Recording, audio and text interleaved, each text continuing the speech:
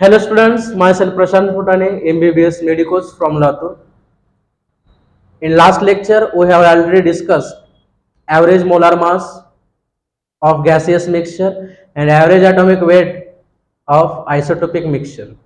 In today's lecture, we are going to talk about vapor density concept and the relation between vapor density and average molar mass or average molecular mass of gaseous mixture. तर या lecture मध्ये आपण discuss करणार आहोत की vapour density आणि molar मास जे आहे ऍव्हरेज मोलार मास यांचं एक रिलेशन आपण बघणार आहोत किंवा फक्त मोलार मास म्हणलात तरी चालतं. तर नेक्स्ट हेडिंग द्या, vapour density. Vapour density short form मध्ये मी लिहिणार इथून व्हीडी. तर वेपर डेन्सिटीची जी टेक्निकल टर्म आहे किंवा वेपर डेन्सिटीची टेक्निकल डेफिनेशन आहे, डेफिनेशन मी तुम्हाला अगोदर सांगतो कारण त्या डेफिनेशन वरूनच आपल्याला एक फायनल रिलेशन येणार आहे. जे की फायनल रिलेशन बऱ्याच वेळा त्या रिलेशन वरती जेईई मेन्स आणि जेईई ॲडव्हान्स मध्ये त्याच्यावरती प्रश्न विचारलेले आहेत. बघा, वेपर डेन्सिटीची डेफिनेशन काय सांगते की the density of gas relative म्हणा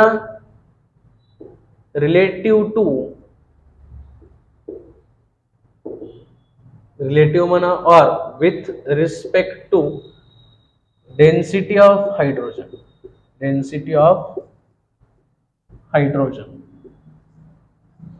is called vapour density. Vapour डेन्सिटीचा फॉर्म्युला काय तयार होईल? Vapour density is equals to density of gas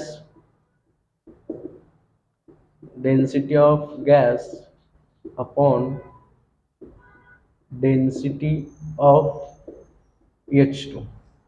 Therefore, vapour density is equals to, density साठी मी लेटर डी वापरतो, density of gas upon density of H2. हा formula झाला आपला vapour डेन्सिटीचा.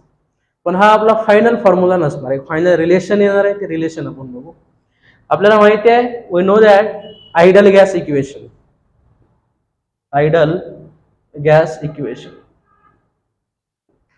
that is which PV is equals to nRT. इथं P काय असेल? Pressure, V volume of gas, N moles of gas,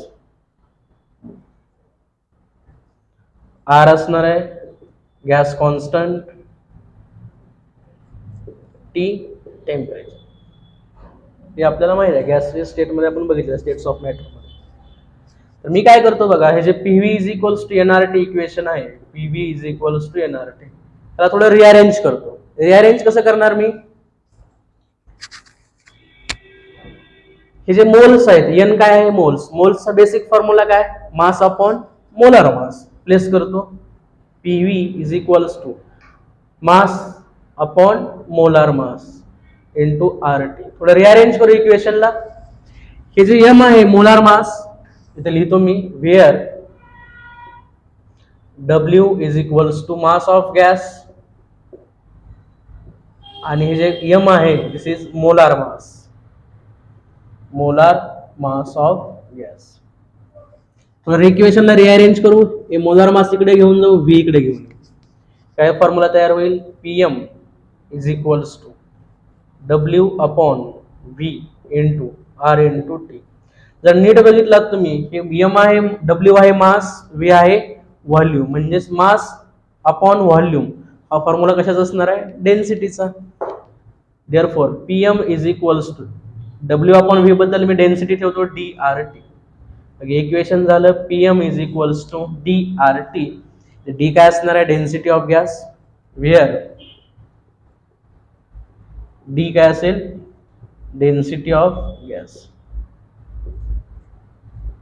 इथून एक इक्वेशन आपल्याला डेराइव्ह करता येईल. काय करता येईल बघा, हे D इथंच ठेवा, RT इकडे घेऊन जावा, म्हणजे फायनल इक्वेशन काय होईल? Density of gas is equals to, formula काय तयार झाला? PM upon RT. हा एक फॉर्म्युला लक्षात ठेवा. जर समजा मी density of gas is equals to PM upon RT लिहिलं, तर इथं मास, मोलार मास पण कोणाचा घ्यावा लागेल मला, मोलार मास ऑफ गॅस. जर मी हाच फॉर्म्युला जर हायड्रोजन साठी लिहिला, density of hydrogen gas is equals to काय येईल, प्रेशर इनटू मोलार मास पण कोणाचं येईल, हायड्रोजन, कारण बाकीच्या ज्या कंडिशन आहेत प्रेशर आणि टेम्परेचर त्या काय असणार आहेत, कॉन्स्टंट. मग इथं जर डेन्सिटी ऑफ हायड्रोजन गॅस घेतलं तर मोलार मास पण कोणतं घ्यावं लागेल मला, hydrogen, upon R into T. आता या आपल्या मूळ डेफिनेशन कडे, वेपर डेन्सिटीच्या, वेपर डेन्सिटी त्याला इक्वेशन नंबर देतो 1. हे जे इक्वेशन आहे बघा, ह्या इक्वेशन मध्ये ह्या व्हॅल्यूज प्लेस करा, त्या इक्वेशन मध्ये ह्या व्हॅल्यूज प्लेस करा. Density of gas PM upon R याच्यामध्ये प्लेस करा. VD vapour density is equals to formula काय तयार होईल, density of gas upon density of H2, that is vapour density is equals to density of gas formula काय, m gas upon RT upon density of hydrogen, molar mass of hydrogen upon RT. हे RT cancel होईल, pressure pressure cancel होईल. That is vapour density is equals to formula काय तयार झाला, molar mass of gas upon molar mass of H2.